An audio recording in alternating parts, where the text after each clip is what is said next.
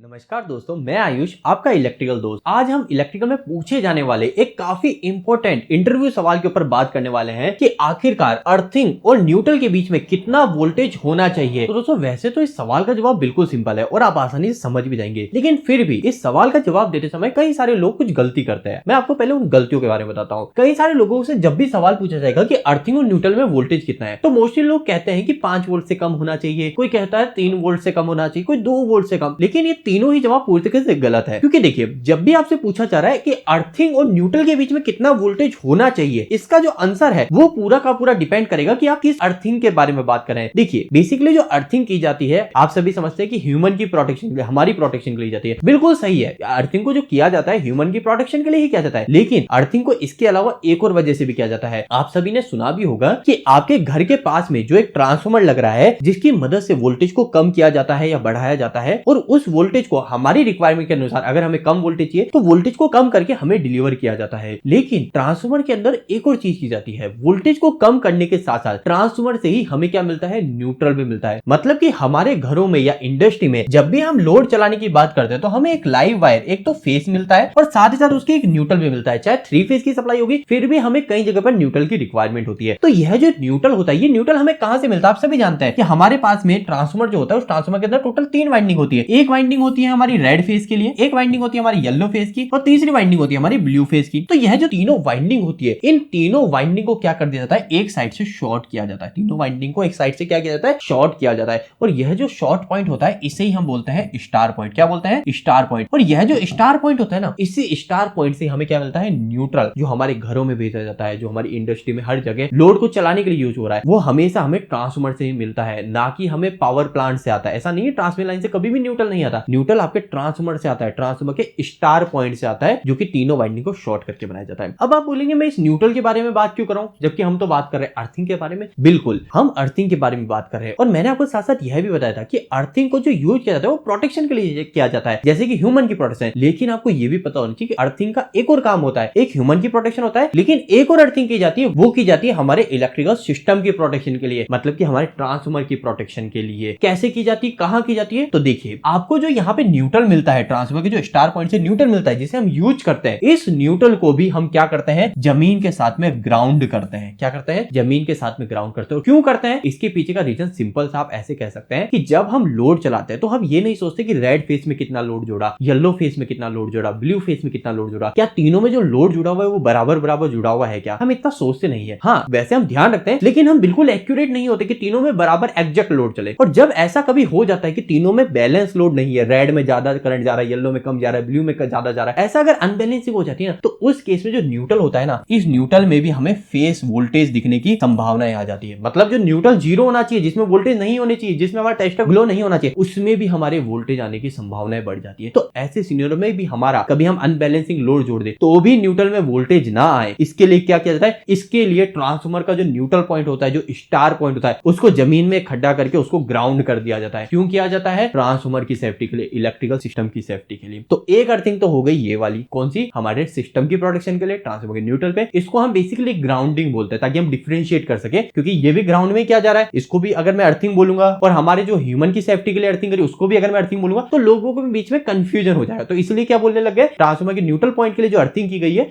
उसे हम ग्राउंडिंग बोलते हैं, और ह्यूमन की प्रोटेक्शन के लिए जो अर्थिंग करते हैं हम, उसे हम क्या बोलते हैं, उसे हम प्रॉपर एक अर्थिंग ही बोलते हैं। होप कि आपको यहां तक क्लियर हो गया होगा। एक बात और ध्यान रखिए कि कभी भी ट्रांसफार्मर की जो ग्राउंडिंग होती है और जो हम ह्यूमन की प्रोटेक्शन के लिए जो अर्थिंग करते हैं, उन दोनों को कभी भी एक साथ नहीं किया जाता। मतलब ऐसा नहीं है कि दोनों को एक साथ शॉर्ट कर दे, नहीं, वो दोनों अलग अलग रहती है, सेपरेट होल होते हैं और सेपरेट अर्थिंग की जाती है, दोनों के लिए सेपरेट सेपरेट। ओके, अब यहाँ पे तो हमने कुछ चीजें जान ली कि अर्थिंग दो तरीके से होगी, एक सिस्टम की प्रोटेक्शन के लिए, एक ह्यूमन की प्रोटेक्शन के लिए। लेकिन सवाल तो मेन ये था कि आखिरकार वोल्टेज कितना होना चाहिए, कि हमें कैसे पता चलेगा कि अर्थिंग सही है। तो देखिए दोस्तों, दोनों जो अर्थिंग हुई है, एक ग्राउंडिंग और एक अर्थिंग, दोनों का यूज केस अलग अलग है, तो दोनों के अंदर हमारा जो वोल्टेज होगा वो वोल्टेज भी अलग अलग होगा। अगर आप न्यूट्रल से उसको चेक करें, अगर मैं ग्राउंडिंग के रेस्पेक्ट में बात कर रहा हूं, जो ट्रांसफार्मर के स्टार पॉइंट पे चेक किया, अगर मैं मल्टीमीटर की 2 लीड वोल्टेज पर सेट करूं और एक लीड को लगाऊं न्यूट्रल पे, क्योंकि ये ट्रांसफार्मर का स्टार पॉइंट है, इस न्यूट्रल पे लगाऊं, और दूसरी लीड को लगाऊं मैं हमारी ग्राउंडिंग पे, जो हमने खड्डा करके न्यूट्रल को ग्राउंड किया है, वहां पे लगाऊं, तो इसका वोल्टेज बोला जाता है कि हमारा 0 वोल्ट के आसपास होना चाहिए। 1 वोल्ट भी होना पूरी तरीके से गलत है, 1 वोल्ट भी होना हमारा पूरी तरीके से गलत है। तो ध्यान रखिए, जब भी हम ग्राउंडिंग और न्यूट्रल के बीच में वोल्टेज को मेजर करते है उस समय आपका वोल्टेज जो है वो 0 वोल्ट के आसपास होना चाहिए, मतलब 1 वोल्ट से भी कम होना चाहिए। 1 वोल्ट भी होना वहां पे नुकसानदायक बताया जाएगा। लेकिन सवाल आता है दूसरी टाइप की अर्थिंग जो कि ह्यूमन की प्रोटेक्शन के लिए की गई है, जो कि घरों में जनरली होती है। उस केस में हमारा वोल्टेज कितना होना चाहिए? तो देखिए यहां पर भी आंसर सिंपल सा है। थ्योरेटिकली बात करें तो थ्योरी तो ये कहती है कि 2 वोल्ट से कम होना चाहिए, है ना, यानी इलेक्ट्रिकल के जो रूल्स कहते हैं वो ये कहते हैं कि 2 वोल्ट से कम होना चाहिए। लेकिन प्रैक्टिकली ऐसा होता नहीं है। प्रैक्टिकली हम क्या देखते हैं, डोमेस्टिक एरिया में जो हमारे घरों की बात करें तो यहां पर हम 5 वोल्ट तक भी कंसीडर करते हैं। मतलब कि आपकी जो मल्टीमीटर की लीड है उस एक लीड को आप लगा दो अर्थिंग पे और एक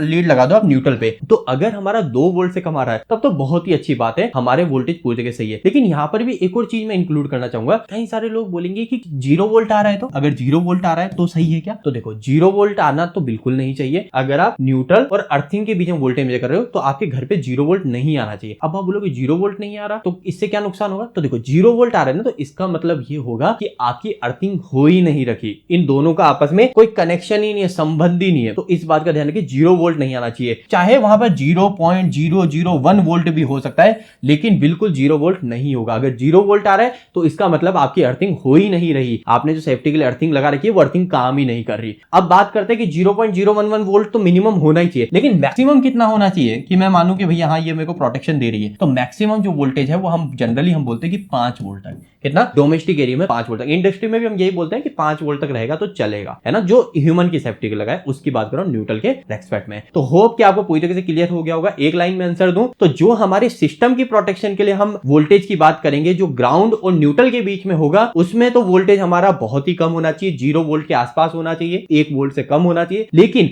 जो हमारी ह्यूमन की प्रोटेक्शन के लिए जो अर्थिंग की जाती है, अगर हम इस अर्थिंग और न्यूट्रल के बीच में वोल्टेज को मेजर करेंगे तो यहां पर हमारा जो वोल्टेज है वो वैसे तो थ्योरेटिकल 2 वोल्ट से कम बोला जाता है, लेकिन हम कंसीडर कर लेते हैं 5 वोल्ट तक। होप कि आपको सारे सवालों के जवाब मिल गए होंगे। जाते जाते मैं एक छोटी सी बात इंक्लूड करना चाहूंगा कि अगर आप हमसे इंडस्ट्रियल ऑटोमेशन की ट्रेनिंग लेना चाहते हैं, आप चाहते हैं कि इंडस्ट्री में पूरा आरएलसी सर्किट कैसे काम करता है, कैसे कॉन्टेक्टिव वायरिंग करे, कैसे सेंसर की वायरिंग कैसे करे, कैसे अलग अलग टाइप के स्टार्टर बनाए, ये सारी चीजें आप अगर हमसे सीखना चाहते हैं तो ऊपर आई बटन में एक लिंक दिख रहा है या फिर वीडियो के एंड डिस्क्रिप्शन में भी आपको एक लिंक दिख रहा है। इस वीडियो के लिंक को देखिए, यहां पर मैंने पूरा डिटेल में हमारे कोर्स के बारे में बताया और अगर आप इसको जल्दी से ज्वाइन करेंगे तो आपको एक एडिशनल कूपन डिस्काउंट भी मिलेगा। चलिए आज के इस वीडियो में इतना ही, मिलते हैं अगली वीडियो में, तब तक के लिए धन्यवाद।